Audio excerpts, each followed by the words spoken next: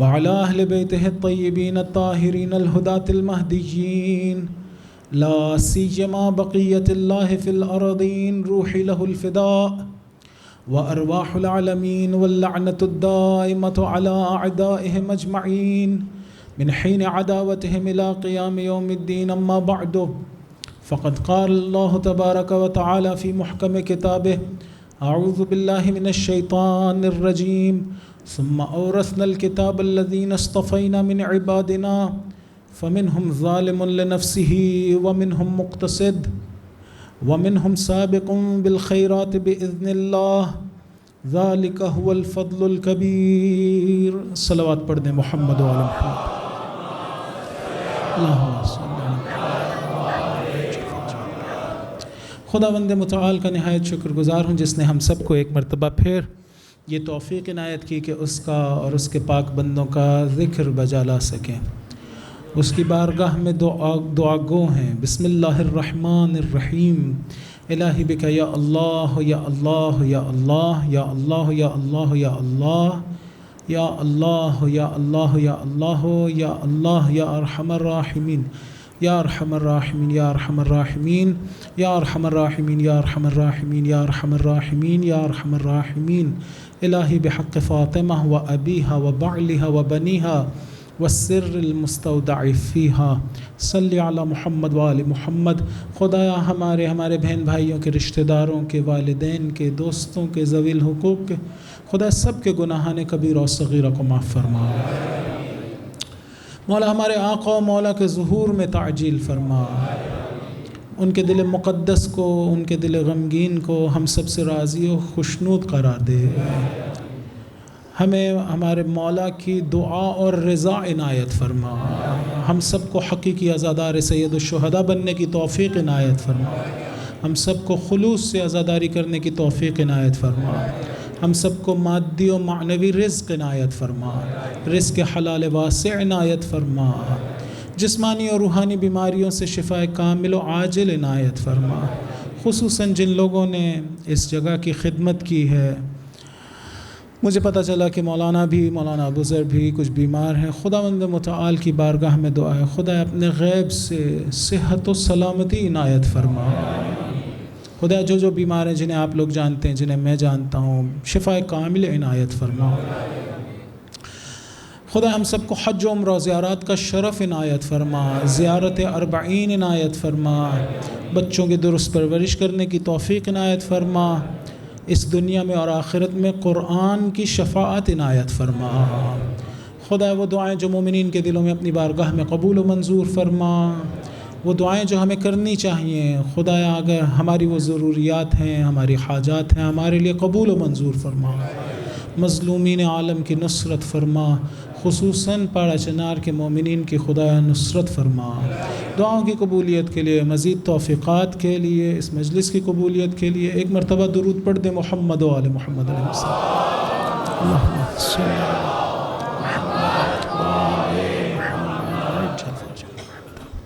دیکھیں یہاں تو میں پہلے ہی دعا کروا رہا ہوں. اگر کسی اور مجلس میں آپ دیکھتے ہیں کہ مجلس کے بعد دعا کروائی جاتی ہے تو جلدی اٹھ کے نہ جائیے، جلدی اٹھ کے نہ جائیے.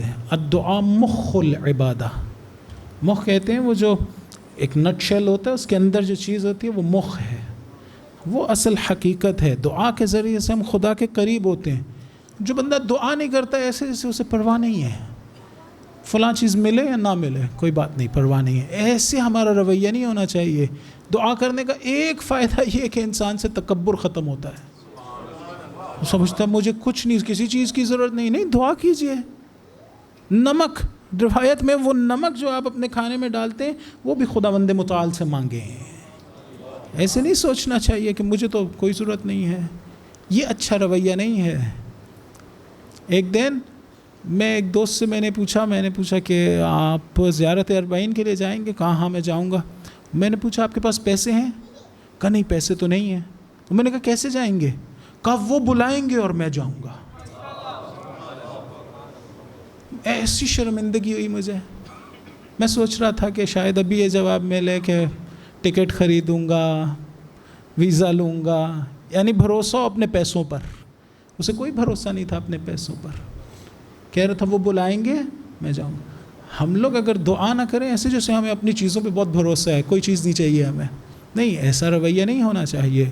لہٰذا دعا نہایت اہم چیز ہے، چاہے نماز میں ہو، چاہے اس طرح سے ہو۔ اور اسی طرح سے بہرحال میں نے کل عرض کیا تھا کہ عزاداری کا جز ہے ماتم، تو اس کے لیے بھی رکنا چاہیے۔ بہرحال ایک دور خصوصاً جوان اور بچے، آپ لوگوں کو تو شوق ہونا چاہیے ماتم کا، آپ کو تو شوق ہونا چاہیے، آگے آ کے آپ لوگوں کو جوانوں کو کھڑا ہونا چاہیے۔ چلے بزرگان بعض اوقات بہرحال ان کو نکاہت ہے یا تھک گئے ہیں، وہ جتنی دیر بیٹھ سکتے تھے بیٹھ گئے ہیں، لیکن اگر جوان بھی اسی طرح سے اٹھ کے چلے جائیں گے، نہیں، وہ نہیں اچھی بات ہے۔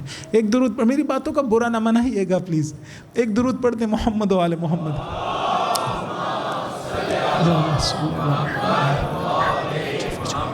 میں ایسے نہیں کہہ رہا ہوں کہ آپ لوگ اگر چلے گئے تو بہت بڑا آپ نے کوئی گناہ کر دیا ہے، کوئی ایسی چیز نہیں، آپ لوگ آئے ہیں، مجلس سنی ہے، ثواب جتنا آپ کی رغبت ہو رہی تھی آپ نے وہ انجام دیا اور اس کے بعد چلے گئے، کوئی گناہ نہیں کیا آپ نے۔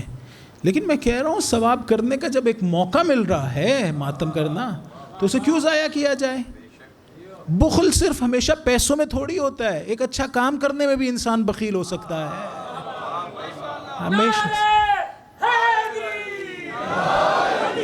بخل ہمیشہ صرف پیسوں میں نہیں ہوتا ہے۔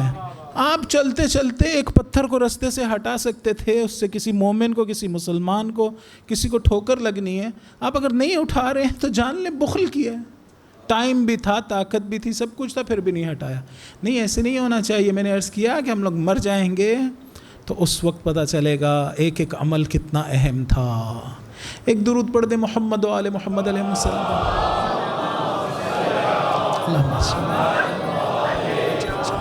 میں عرض کر رہا تھا خداوند متعال نے ہمیں باطنی نظام جو ہمارے لیے بنایا ہے اس کو سمجھانے کے لیے انبیاء کو بھیجا، اس کو سمجھانے کے لیے اوصیاء کو بھیجا، اولیاء کو بھیجا، آسمانی کتابوں کو بھیجا۔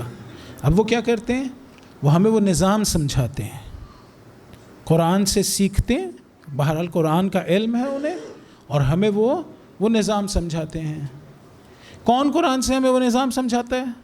جسے خود قرآن کا علم ہو۔ اگر ایک بندے کو قرآن کا علم ہی نہ ہو، وہ مجھے کیا سکھائے گا؟ وہ مجھے تو نہیں سکھا سکے گا۔ لہٰذا خداوند متعال نے نہ فقط یہ کہ کتاب بھیجی، ساتھ وہ لوگ بھی بھیجے جنہوں نے یہی قرآن ہمیں سمجھانا تھا۔ هو الذی بعث فی الامیین رسولا منہم یتلو علیہم آیاتہ ویزکیہم وَيُعَلِّمُهُمُ الْكِتَابَ وَالْحِکْمَةَ۔ خدا نے ڈیوٹی لگائی ہے ان کی، کہا کہ یہ لوگ خود نہیں سب کچھ سمجھ سکیں گے۔ دیکھیں ہم میں بھی بعض لوگ موجود ہیں، بہرحال ایک نظریہ موجود ہے، دوسروں میں تو بہت زیادہ یہ نظریہ موجود ہے کہ قرآن کو کسی مفسر کی ضرورت نہیں ہے، قرآن اللہ تعالیٰ نے بھیج دیا ہے، یہ کافی ہے، قرآن جو آپ کو دے دیا گیا ہے یہی کافی ہے، جائیں آپ خود سمجھ لیں۔ لیکن ہم لوگ اس کے قائل نہیں ہیں، ہم کہہ رہے ہیں اگر یہ کافی ہوتا تو خدا رسول کو ساتھ نہ بھیجتا۔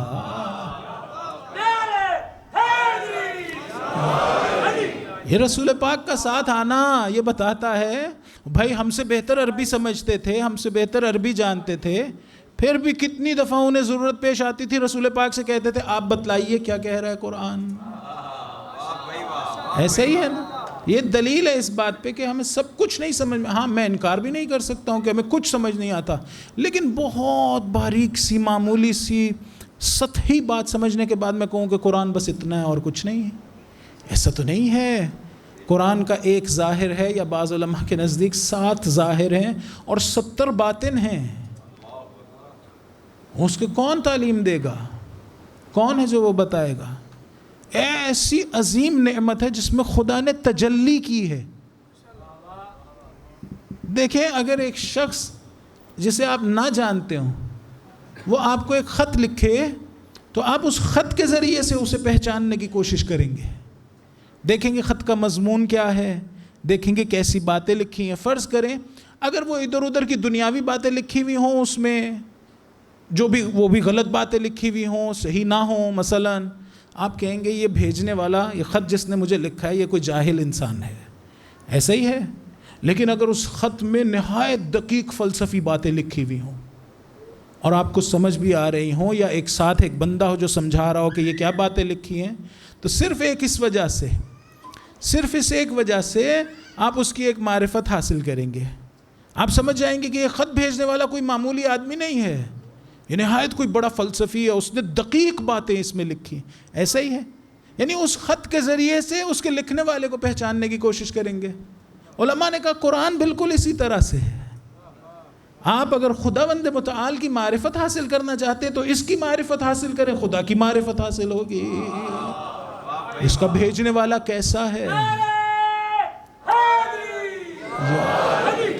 اس کا بھیجنے والا. ایک درود پڑھ دیں محمد و آل محمد علیہ السلام.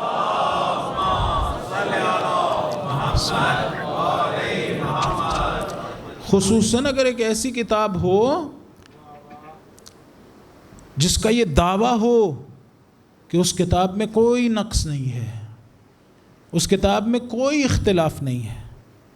یہ قرآن کا دعویٰ ہے. قرآن کی حقانیت پہ جو دلیلیں ہیں ان میں سے ایک دلیل یہ ہے کہ قرآن میں کوئی کانٹراڈکشن نہیں ہے، کوئی کانٹراڈکشن نہیں ہے.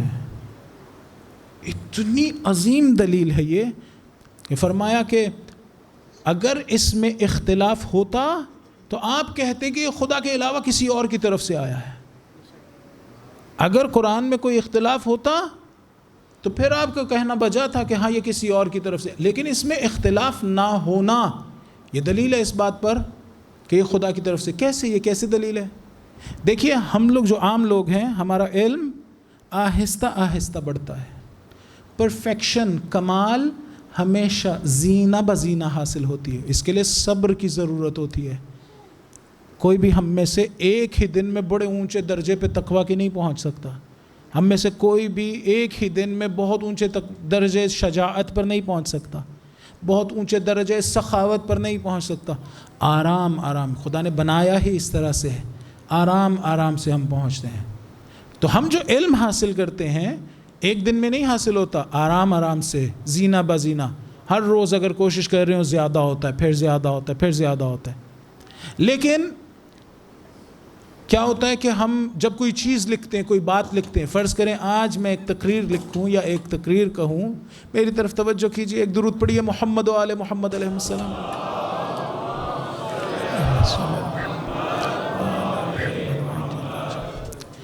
فرض کریں میں آج ایک کتاب لکھتا ہوں، چونکہ میرا علم، توجہ آپ کی پھر اسی پنکھے کی طرف ہے، ایک درود پڑھ دیں محمد و آل محمد کی.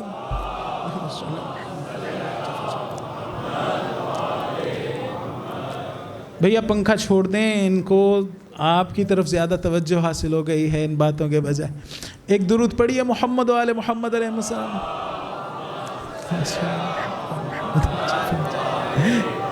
کوئی بہت اہم کام نہیں ہے، یقین کر لیں کوئی بہت عجیب چیز نہیں ہو رہی ہے، وہی جو روزانہ ہوتا ہے وہ ہے. ایک درود پڑھیے محمد و آل محمد علیہ السلام.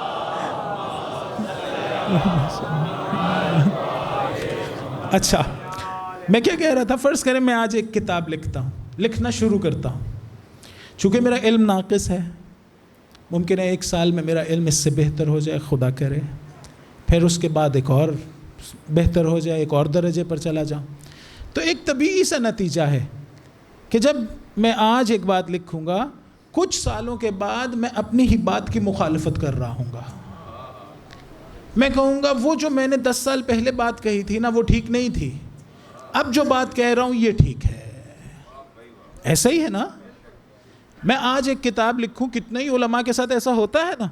لہٰذا کیا ہوتا ہے، اگر کوئی ایکڈیمک اس میں فیلڈ میں کام کر رہا ہو تو اسے کیا کہتے ہیں، مثلا ایک صاحب ہیں، مثلا ملا صدرہ، انہوں نے اگر 10 کتابیں لکھی ہیں تو ان کی سب سے زیادہ اوتھینٹک بات کسے تسلیم کیا جائے گا؟ وہ جو انہوں نے آخری کتاب میں لکھی ہو. کیوں؟ اس لیے کہ آخری کتاب میں وہ جس نتیجے میں پہنچے ہیں وہ ان کا اصل نظریہ ہے. ایسا ہی ہے، بہرحال جو بھی ریسرچ کرتے ہیں وہ بخوبی جانتے ہیں. کیوں؟ اس لیے کہ وہ آہستہ آہستہ اپنے علم میں ارتقا کرتے گئے اور ایک نتیجے تک پہنچے ہیں. اسی لیے وہ اپنی باتوں کو کانٹراڈکٹ کرتے ہیں، ان کی مخالفت کرتے ہیں. قرآن کی حقانیت پر ایک یہ دلیل کہ اس میں اختلاف نہ ہونا اس طرح سے ہے کہ قرآن 23 سال کے عرصے میں نازل ہوا ہے. اگر کسی عام انسان سے صادر ہو رہا ہوتا تو اس میں کہیں نہ کہیں اختلاف آ جاتا،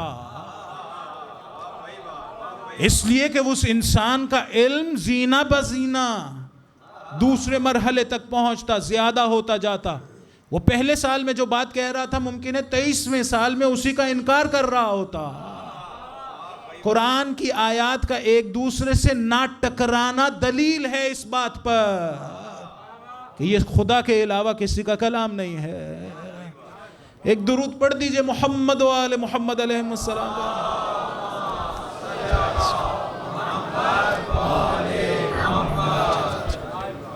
یہ دلیل ہے اس بات پہ کہ یہ کسی کا اور کا کلام نہیں ہے، یہ اسی کا ہے جس میں کوئی زیادتی نہیں ہونی. دیکھیں ہمارا علم ہے جو کم تھا اور زیادہ ہو گیا، خدا کا تو ایسا نہیں ہے. خدا کا ازل سے جیسا تھا ویسا ہی اب تک رہنا ہے. تبدیلی تو تب ہوتی کہ جب اس کے علم میں اضافہ ہونا ہوتا، اس کے علم میں کوئی اضافہ نہیں ہونا، وہ کمال مطلق ہے. لہٰذا وہ بات جو پہلے سال میں پہلے دن کے ہی پوری وہی بات آخر تک اسی طرح سے چلتی رہے گی. ایک درود پڑھ دیں محمد و آل محمد علیہ السلام.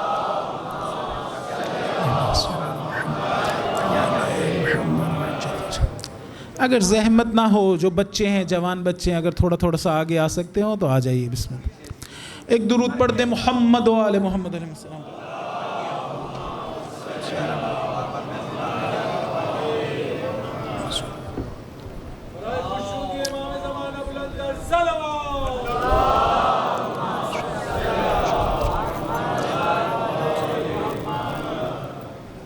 قرآن نے کہا وَلَوْ كَانَ مِنْ عِنْدِ غَيْرِ اللَّهِ لَوَجَدُوا فِيهِ اخْتِلَافًا كَثِيرًا. اگر یہ خدا کے علاوہ کہیں اور سے آیا ہوتا تو اس میں اختلاف ہوتا. اس میں اختلاف کا نہ ہونا، کانٹرڈکشن کا نہ ہونا، تضاد کا نہ ہونا دلیل ہے اس بات پر کہ یہ اس کی طرف سے آیا ہے جس میں کوئی کمال اضافہ نہیں ہونا ہے.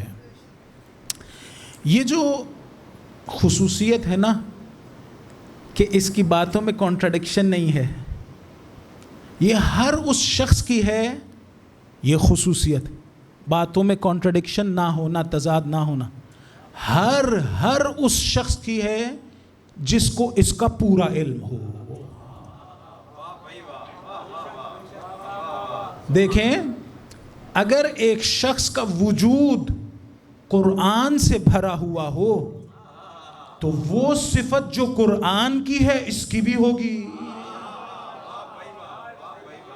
اگر قرآن کی باتوں میں اختلاف نہیں ہے نا تو اس کی باتوں میں بھی کبھی اختلاف نہیں ہوگا.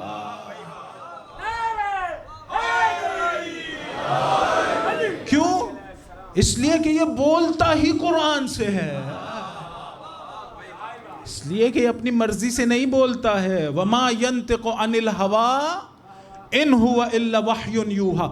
جب یہ بولتا ہی وحی کے ذریعے سے ہے تو پھر کیسے اس کی باتوں میں اختلاف ہو؟ اس کی وہی خصوصیات ہیں جو قرآن کی ہے، اس کی وہی خصوصیات، چاہے یہ حضور کی شکل میں آ جائے چاہے علی مرتضیٰ کی شکل میں آ جائے. یا علی یا علی مدد حق. ایک درود پڑھ دیں محمد و آل محمد علیہ السلام.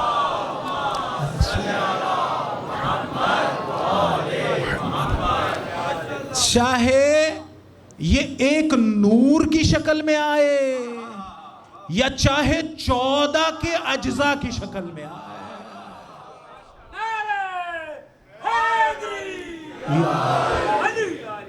نہ اس کی اپنی باتوں میں کہیں تضاد ہوگا، نہ ان 14 کی باتوں میں کہیں تضاد ہوگا. کیوں؟ اس لیے کہ پہلا بھی قرآن کے مطابق گفتگو کرتا تھا، بعد والے بھی اسی کے مطابق کر رہے ہیں. جب بات ہی ایسے ہوتی ہو تو پھر اختلاف کیسے ایجاد ہوگا؟ جب بات ہی ایسے ہوتی ہو. ایک درود پڑھتے محمد و آل محمد علیہ السلام.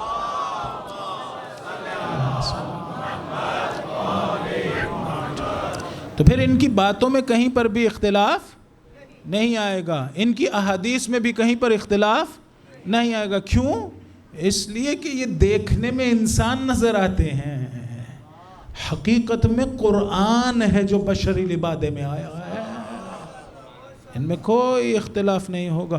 پورا وجود قرآن سے بھرا ہوا ہے، پورا وجود قرآن سے بھرا ہوا ہے. یعنی قرآن ہے، اتحاد رکھتے ہیں قرآن کے ساتھ. آپ کو تعجب ہو رہا ہے کہ میں کس طرح سے یہ بات کہہ رہا ہوں. روایت میں ہے کہ مومن، اگر جوان مومن قرآن کی تلاوت کرتا ہو تو کیا نتیجہ ہے؟ فرمایا اختلط لحمہ و دمہ. جوان کی چونکہ اس کی مٹی، اس کے وجود کی مٹی چونکہ نرم ہوتی ہے، اس میں آمادگی ہوتی ہے چیزوں کو قبول کر. جیسے جیسے عمر زیادہ ہوتی جاتی ہے بات قبول کرنا مشکل ہو جاتی ہے. جوان میں یہ خصوصیت ہے کہ وہ بات کو قبول کرتا ہے. تو روایت میں ہے کہ وہ اگر تلاوت کرتا ہو قرآن کی، حضور نے فرمایا نتیجہ کیا ہے؟ اختلط لحمہ و دمہ. یہ قرآن اس کے گوشت اور اس کے خون میں شامل ہو جاتا ہے. پھر وہ ظاہر میں ایسے نظر آتا ہے، روح اس کی قرآن سے مزین ہوتی ہے. اس کی روح میں آہستہ آہستہ قرآن آتا ہے. اقبال اسے کتنی آسانی سے بھانپ گئے تھے یا کتنی جلدی بھانپ گئے تھے. کیا فرما رہے تھے؟ کہہ رہے تھے یہ راز کسی کو نہیں معلوم کہ مومن، یہ راز کسی کو نہیں معلوم کہ مومن قاری نظر آتا ہے، حقیقت میں ہے قرآن. وہ ظاہر میں ایسے لگتا ہے کہ قرآن پڑھ رہا ہے، حقیقت میں وہ خود قرآن ہو گیا ہے. یعنی ایسے اس کے وجود میں یہ کس طرح سے داخل ہوتا ہے. میں کوشش کروں گا اس کی طرف اشارہ کروں. ایک درود پڑھ دیں محمد و آل محمد.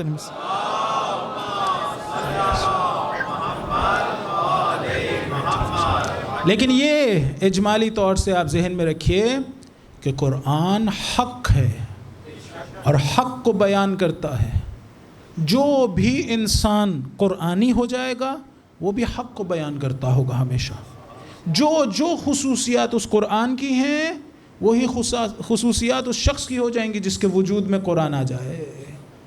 تو ایک خصوصیت میں نے کیا ذکر کی کہ پھر اس کی باتوں میں تضاد نہیں ہوگا. کبھی بھی ایسا نہیں ہوگا کہ اپنے آپ کو کانٹراڈکٹ کرے. تو پھر اب سوال یہ ہے، دو باتیں میں نے عرض کر دی. ایک یہ کہ حق گوئی کرے گا، قرآن بھی حق گوئی کرتا ہے، یہ بندہ بھی حق گوئی کرے گا. قرآن بھی کانٹراڈکشن سے پاک ہے، تضاد سے پاک ہے، اس کی باتیں بھی ہمیشہ تضاد سے پاک ہو. اب سوال یہ ہے، حضور آپ نے فرمایا انا مدینۃ العلم وعلی بابھا فمن اراد العلم فلیأت باب. میں علم کا شہر ہوں، علی اس کا دروازہ ہے. جسے بھی علم چاہیے وہ کہاں آئے؟ دروازے پر آئے. کوئی پریشانی والی بات تو نہیں. اسے کہاں جانا چاہیے؟ دروازے پر. خوب اگر دروازے پر نہ آئے یعنی علی کی چوکھٹ پر نہ آئے تو کیا اسے علم ملے گا؟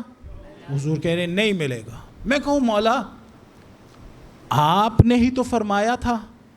دیکھیے دو طرح سے ہے یہ روایت، انا مدینۃ الحکمت وعلی بابھا یا انا مدینۃ العلم وعلی بابھا. جس کو بھی حکمت چاہیے وہ علی کے دروازے پر آ جائے، علی کے پاس آئے. جس کو بھی علم چاہیے علی کے دروازے پر آئے. میں کہوں گا مولا آپ نے ایک اور جگہ پہ فرمایا ہے کہ الحکمت ضالۃ المومن، حکمت مومن کی گم شدہ میراث ہے، جہاں سے ملتی ہے لے لیتا ہے. ایسا ہی ہے نا؟ فرمایا خود امیر المومنین علیہ السلام نے فرمایا انظر الی ما قال ولا تنظر الی من قال. یہ دیکھو کیا کہا جا رہا ہے، یہ نہ دیکھو کہ کون کہہ رہا ہے. ایک اچھی بات ایک منافق سے بھی مل رہی ہو، ایک کافر سے بھی مل رہی ہو، کسی سے بھی بے دین سے مل رہی ہو، اچھی بات ہے وہ لے لینی چاہیے. یہی بات ہے نا. مولا ایک جانب آپ کہتے ہیں کہ حکمت چاہیے ہو تو علی کے پاس آنا، ایک جانب کہتے ہیں جہاں سے ملے لے لینا. تو ظاہر میں تضاد تو نظر آیا نا مولا. ان دونوں باتوں میں تو تضاد نظر آ رہا ہے. ایک دفعہ آپ کہتے ہیں علی کے پاس آنا، ایک دفعہ کہتے ہیں جہاں سے ملے لے لینا. یہ کیسے ہو گیا؟ قرآن میں اگر تضاد نہیں ہے تو آپ کی بات میں بھی نہیں ہوگا. دوسری بات یہ کہ مولا یہ عربی جس طرح سے یہ قرآن کی خصوصیت ہے کہ قرآن حق بیان کرتا ہے، قرآن میں کوئی کانٹرڈکشن ہے۔ ایک خصوصیت اور قرآن کی یہ کہ قرآن فصاحت و بلاغت کے اعلیٰ ترین درجے پر ہے، اعلیٰ ترین درجے پر۔ قرآن میریکل ہے، معجزہ ہے، مختلف حوالوں سے ایک یہ حوالہ ہے کہ فصاحت و بلاغت میں معجزہ۔ مولا آپ خود اپنے بارے میں بھی کہتے ہیں انا افصح من نطق بالذات، عربی بولنے والوں میں میں فصیح ترین عرب ہوں۔ قرآن آپ کے خلق ہیں، آپ کو اس حوالے سے دیکھیے یا خود جو فرما رہے ہو مولا آپ کو تو فصاحت و بلاغت عالی ترین درجے کی آتی ہے۔ اگر کسی شخص نے اپنے علم کی کثرت کو بیان کرنا ہو تو وہ کیا کہتا ہے؟ فصیح و بلیغ عبارت لے کے آتا ہے تو کیا کہتا ہے؟ یا آپ کسی کی مدح سرائی کر رہے ہوں تو کیا کہتے ہیں؟ فلاں تو علم کا سمندر ہے۔ کوئی یہ نہیں کہتا ہے کہ فلاں علم کا شہر ہے۔ شہر تو محدود سا ہوتا ہے، چھوٹا سا ہوتا ہے، آپ تو کثرت بیان کرنا چاہتے ہیں۔ انگریزی میں بھی ایسے ہی ہوتا ہے، آپ انگریزی میں بھی یہ کہتے ہیں کہ بھئی اوشن آف نالج مثلاً، وہ علم کا سمندر ہے۔ اردو میں بھی یہی کہتے ہیں، عربی میں بحر العلم۔ ہمارے ایک عالم دین گزرے، امام زمان علیہ السلام سے بہت قرب تھا انہیں، ان کا لقب تھا بحر العلوم، علوم کا سمندر۔ تو فصاحت و بلاغت میں یہ تو نہیں کہا جاتا کہ میں علم کا شہر ہوں، یہ کہا جاتا ہے میں علم کا سمندر ہوں۔ شاید مولا دونوں باتوں کا ایک ہی جملے میں اور ایک ہی سانس میں جواب دے دیں۔ پہلی بات کیا تھی کہ مولا ہمیں کانٹرڈکشن محسوس ہو رہا ہے۔ دوسری بات کیا تھی کہ مولا فصاحت و بلاغت کا تقاضا یہ ہے کہ آپ کہیں میں علم کا سمندر ہوں۔ مولا کیا جواب دیں گے؟ شاید یہ جواب دیں، اگر میں کہہ دیتا نا کہ میں علم کا سمندر ہوں تو کہنے والے کو اجازت مل جاتی، کہتا کہ سمندر کا تو کوئی دروازہ نہیں ہوتا، میں جہاں سے منہ اٹھاؤں سمندر کے پاس چلا جاؤں۔ مولا نے کہا نہیں، میں تمہیں بتا رہا ہوں میں علم نبوت کا شہر ہوں۔ اگر تم یہ دیکھنا چاہتے ہو کہ نبوت کیا ہوتی ہے، نبی کیسا ہوتا ہے، تو پھر دروازے سے آؤ گے، ایسے نہیں کہ جہاں مرضی سے منہ اٹھا کر آ جاؤ۔ لہٰذا عین بلاغت و فصاحت ہے۔ اگر کہہ دیا جاتا میں علم کا سمندر ہوں، کثرت بیان ہو جاتی لیکن دروازہ بیان نہ ہوتا۔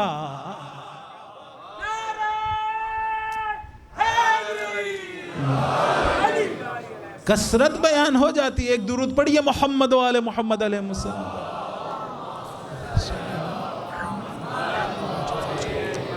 کثرت تو بیان ہو جاتی کہ میرے پاس علم بہت زیادہ ہے، لیکن یہ نہ بیان ہوتا کہ میرے علم کا ایک دروازہ ہے، اس لیے کہ سمندر کا دروازہ نہیں۔ ساتھ ہی ساتھ یہاں پر وہ تضاد والا مسئلہ بھی حل ہو جائے گا۔ کیسے؟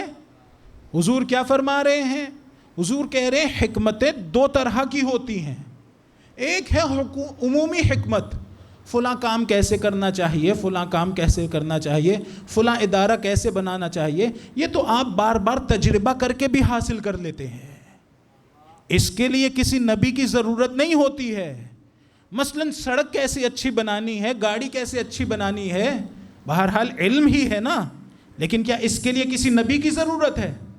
نہیں۔ لیکن اگر بات آ جائے خدا کی شریعت اور اس کے پیغام کی تو یہ عام حکمت نہیں ہے، یہ وہ ہے جسے خود نبی جانتا ہے، جسے خود نبی جانتا ہے۔ تو حضور کیا فرمانا چاہ رہے ہیں؟ کہہ رہے ہیں کہ عام حکمتوں کی بات ہو تو جہاں مرضی سے لیتے رہنا، اگر یہ جاننا چاہتے ہو کہ میں کون ہوں تو علی کے در پہ آ جاؤ۔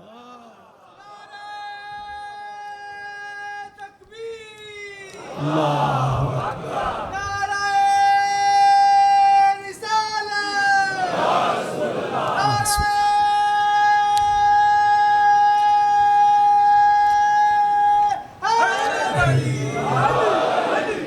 ایک درود پڑھ دیں محمد و آل محمد علیہ السلام۔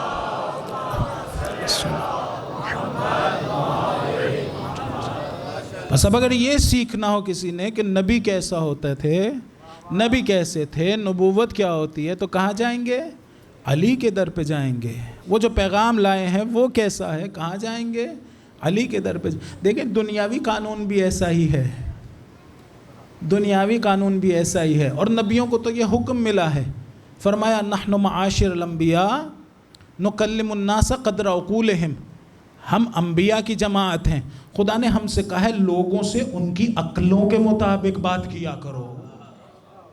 تو حضور نے اگر عام طور سے جس طرح سے علم حاصل ہوتا ہے، اگر اس طرح سے علم دینا ہو کسی کو تو عقل کے مطابق ہی دیں گے نا، جس میں جتنی عقل اس میں اسے اتنا علم. لیکن علی کو اس طرح سے نہیں ملا، مولا کو اس طرح سے نہیں ملا ہے. مولا کو رسول خدا نے علم اپنی زبان کے ذریعے دیا ہے.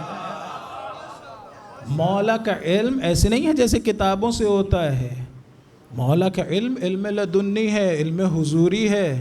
فرمایا علی انکا تسمع ما اسمع وترا ما ارا، علی تم وہ دیکھتے ہو جو میں دیکھتا ہوں، علی تم وہ سنتے ہو جو میں سنتا ہوں.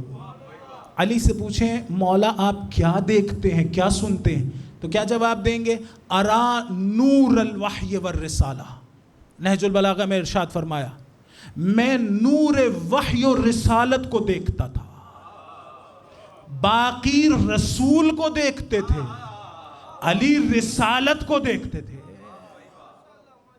علی رسالت کو دیکھتے تھے. ارا نور الوحی والرسالہ واشم ریح النبوہ، میں نبوت کی خوشبو سونگھتا تھا. تعجب والی بات نہیں ہے، وہ علی جو خدا کو دیکھتے ہوں کیا نور وحی و رسالت کو نہ دیکھ سکتے ہوں گے؟ آ کے پوچھا علی وہ جس خدا کی تم عبادت کرتے ہو کیا کبھی اسے دیکھا ہے؟ فرمایا میں نے کبھی اندیکھے عبادت ہی نہیں کی ہے. لیکن کہا ان آنکھوں سے نہیں دیکھا جاتا، وہ ایمان کی آنکھوں سے دیکھا جاتا ہے. تو وہ آنکھیں، تو وہ آنکھیں جس سے علی خدا کی زیارت کرتے ہوں، کیا وہ آنکھیں رسول کے نور کو نہیں دیکھتی ہوں گی؟ ممکن ہی نہیں ہے. ایک درود پڑھیے محمد و آل محمد.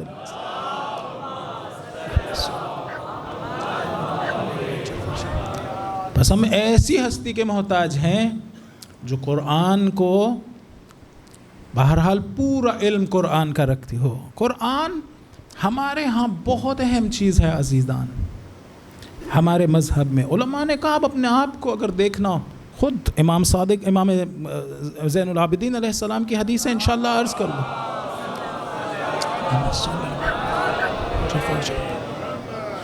آپ نے دیکھنا اپنے آپ کو، آپ کس قدر قریب ہیں اہل بیت سے، یہ دیکھیے کہ کس قدر قریب ہیں آپ قرآن سے. آیت اللہ بہجت کا جملہ ہے کہ اگر آپ یہ دیکھنا چاہتے ہوں کہ امام زمانہ علیہ السلام سے ملاقات کے وقت آپ کی کیا حالت ہوگی تو یہ دیکھیں کہ قرآن پڑھتے وقت آپ کی کیا حالت ہوتی ہے. کیسا سادہ سا فارمولہ دیا. قرآن سے بات کرنے یا اس کی بات سننے کی رغبت ہے آپ کو؟ اگر ہے تو امام کی بات سننے کی رغبت بھی ہوگی. قرآن پڑھتے وقت اگر آپ کے دل سے، آپ کے آنکھوں سے آنسو گرتے ہیں تو امام سے ملاقات کے وقت بھی آنسو گر رہے ہوں گے. قرآن سے اگر محبت ہے امام سے بھی محبت ہے. لیکن اگر قرآن سے بے پرواہی ہو، پڑھا نہیں پڑھا، سیکھا تو سیکھا، نہیں سیکھا کوئی بات نہیں ہے. اگر ایسی بات ہو تو یقین کر لیں کہ امام زمانہ علیہ السلام سے بھی ایسے ہی معاملہ ہوگا. ابھی چند دنوں پہلے سویڈن میں قرآن جلایا گیا ہے. واقعاً ہمارے دلوں کو مجروح ہونا چاہیے، ایسے جیسے ضرب لگی ہو ہم پہ. گورنمنٹ کے اجازت کے ساتھ قرآن جلا دیا گیا، فریڈم آف ایکسپریشن کے نام پر. لعنت ہو ایسے فریڈم آف ایکسپریشن پہ جس سے کروڑوں نہیں اربوں لوگوں کا دل دکھا ہو. ہماری کیا ذمہ داری ہے؟ ہماری کوئی ذمہ داری نہیں ہے.